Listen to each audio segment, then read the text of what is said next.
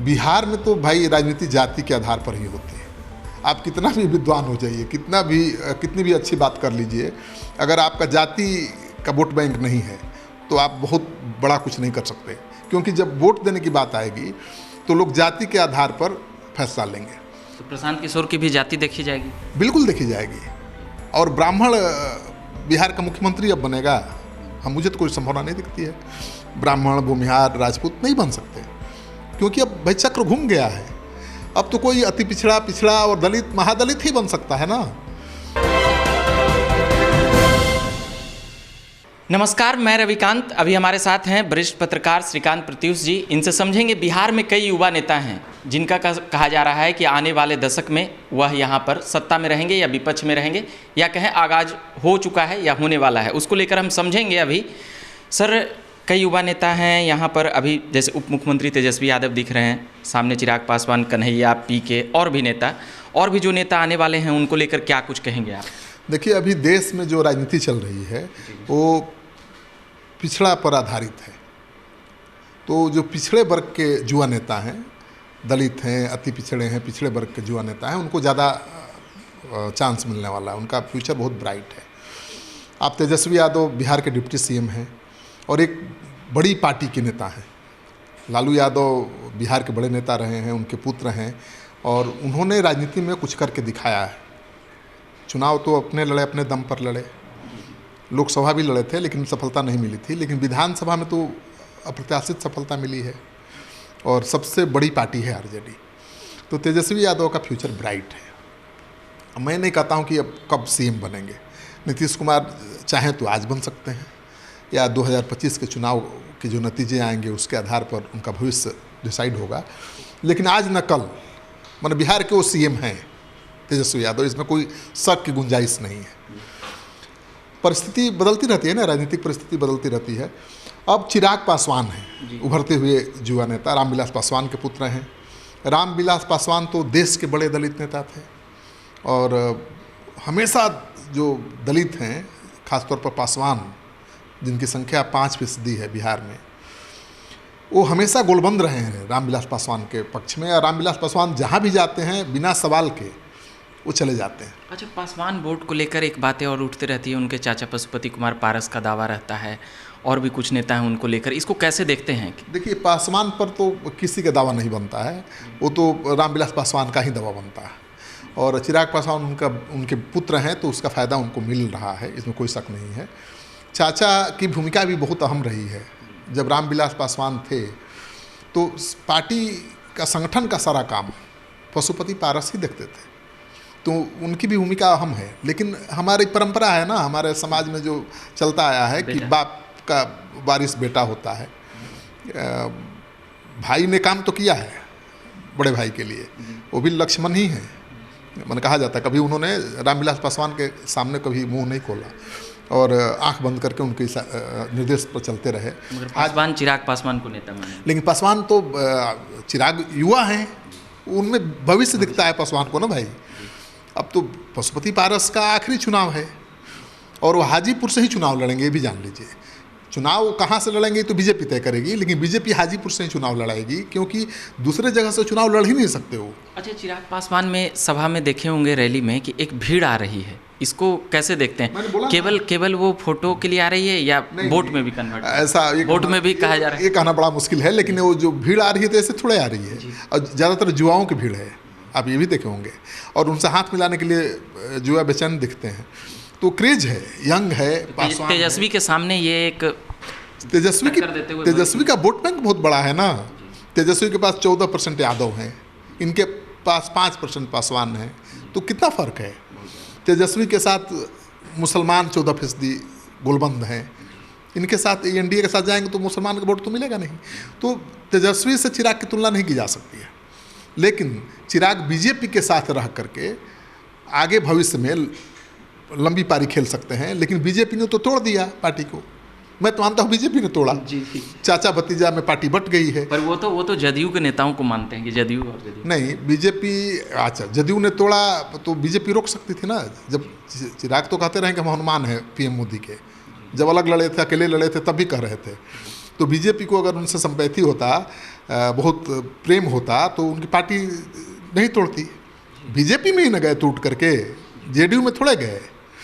तो बीजेपी ने जानबूझकर तोड़ा है कि चिराग का कद इतना ना बढ़ जाए कि वो सीएम पद के दावेदार हो जाए, फिर एक नीतीश हो जाए बिहार में हमको संभालना। हाँ, नीतीश हो जाएंगे वो।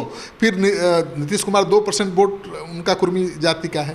बाद में कुशवाहा को मिलाया अपने साथ, दलितों अति पिछड़ों के लिए बहुत काम किया, महादलित बनाया, पसमानदा मुस्लिम में भी पसमानदा मुसलमान को अलग से एक पहचान दिलाई। तो उन्होंने अपना एक वोट बैंक बनाया। चिराग पासवान को भी अगर बीजेपी आगे बढ़ाएगी तो एक वोट बैंक बन जाएगा उनका। तो उसने पार्टी को तोड़ दिया। अब चिराग को पूरी सीटें नहीं मिलेंगी। जब 35-40 सीट पर लड़ते थे तो आधी सीटें बीजेपी देगी उनको और आधी पशुपति पारस को। तो एक बड़ी ताकत के रूप में जो उभर रहे थे उसमें एक ब्रेक लगेगा। अभी एक नेता और हैं सर, जैसे देखते होंगे प्रशांत किशोर को, अभी एक अपनी टीम बना करके जनसुराज करके गांव-गांव, प्रखंड, पंचायत, जिलों में अपना दौरा सभा कर रहे हैं। वो भी कह रहे हैं कि हम नया एक राजनीति करने आए हैं और हमें साथ चलने वाले लोग चाहिए, ना आगे चलने वाले ना पीछे। अच्छी बातें कर रहे हैं, कैसे देखते हैं? 20 साल का जो मेरा राजनीतिक अनुभव है, 20-25 साल से मैं कवर कर रहा हूँ, 91 से कर रहा हूँ, 30 साल से ज़्यादा हो गया। बिहार में तो भाई राजनीति जाति के आधार पर ही होती है। आप कितना भी विद्वान हो जाइए, कितनी भी अच्छी बात कर लीजिए, अगर आपका जाति का वोट बैंक नहीं है तो आप बहुत बड़ा कुछ नहीं कर सकते। क्योंकि जब वोट देने की बात आएगी तो लोग जाति के आधार पर फैसला लेंगे। तो प्रशांत किशोर की भी जाति देखी जाएगी? बिल्कुल देखी जाएगी। और ब्राह्मण बिहार का मुख्यमंत्री अब बनेगा, मुझे तो कोई संभावना नहीं दिखती है। ब्राह्मण, भूमिहार, राजपूत नहीं बन सकते, क्योंकि अब भाई चक्र घूम गया है। अब तो कोई अति पिछड़ा और दलित, महादलित ही बन सकता है ना। तो इसमें बहुत ज़्यादा स्कोप नहीं। दिल्ली नहीं है, दिल्ली की जनता योग्यता पर डिसाइड करती है कि ये मेरे लिए, दिल्ली के लिए काम करेगा। अरविंद केजरीवाल को ब्रेक मिला, इसी वजह से इतना जल्दी इतना बड़े नेता हो गए। लेकिन बिहार में वो ब्रेक प्रशांत किशोर को नहीं मिलने वाला है, क्योंकि यहाँ तो लोग जाति में बढ़ जाएंगे। ठीक है, हाँ, तारीफ करेंगे, बहुत अच्छी बात कर रहे हैं, एकदम सही बात कर रहे हैं, लेकिन जब वोट देना की बारी आएगी तो वो अब अपने जाति के कैंडिडेट को देंगे, जाति पर विचार करेंगे। फिर फेस, मतलब भविष्य में किसी के साथ मिलके ही उनकी राजनीति, हाँ, मिलकर राजनीति कर सकते हैं। बुद्धिजीवियों को जोड़कर, नौकरशाहों को जोड़ रहे हैं पार्टी से, डॉक्टर को जोड़ रहे हैं, वकील को जोड़ रहे हैं, पढ़े लिखे प्रबुद्ध वर्ग उनसे जुड़ रहा है। तो एक फैक्टर बन सकते हैं और वो किसी भी गठबंधन से तालमेल करके कुछ सीटें हासिल कर सकते हैं और सरकार बनाने में भूमिका किंग मेकर बन सकते हैं। जैसे बनते थे रामविलास पासवान, 30-35 विधायक ला के सरकार की चाबी रखते थे अपने पास। तो वो नौबत आ सकती है, लेकिन उसके लिए भी बहुत मेहनत करना पड़ेगा। अभी एक नेता और हैं कांग्रेस में, अभी वामपंथ से गए हैं कम्युनिस्ट से, कन्हैया कुमार, उनको लेकर क्या कुछ? आपने देखा ही, कन्हैया कुमार का तो भाई चेहरा राष्ट्रीय है, लेकिन पार्टी ने उनको बढ़ाया आगे, कांग्रेस पार्टी ने।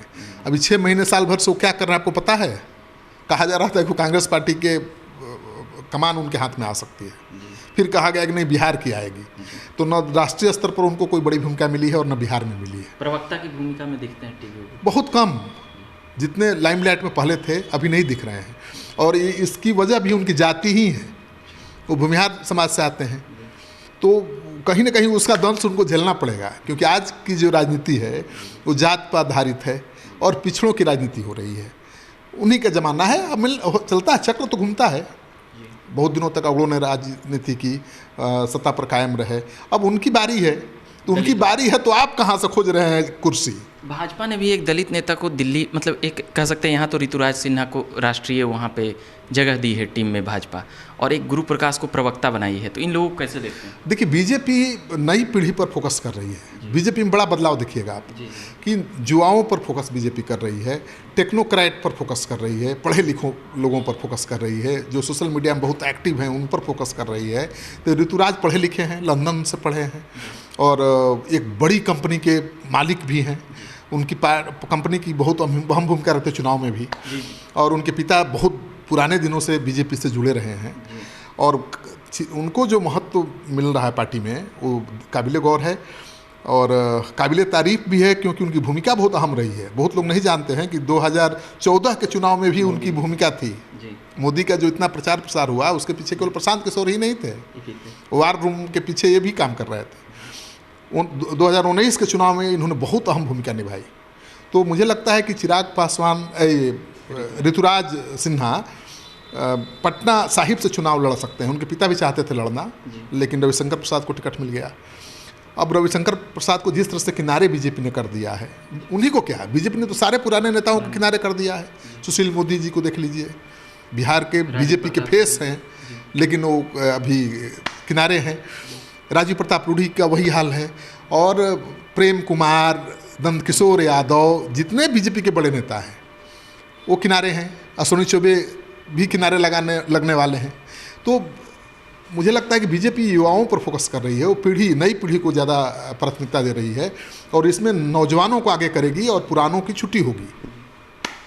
चलिए, तो ये बात कर रहे थे हम श्रीकांत प्रत्यूष जी से, जो तमाम चीज़ों पर अभी बता रहे थे हम लोगों को कि किस प्रकार से बिहार में जो कई युवा हैं उनको लेकर भविष्य में संभावनाएं तेज है, और साथ ही जो अगड़ों की राजनीति और जो अगड़े के नेता हैं वह अब दलित और पिछड़ों तक में कह सकते हैं कि वह नेतृत्व वहाँ तक जाने की संभावना तेज है। बाकी मेरा नाम रविकांत हुआ, धन्यवाद।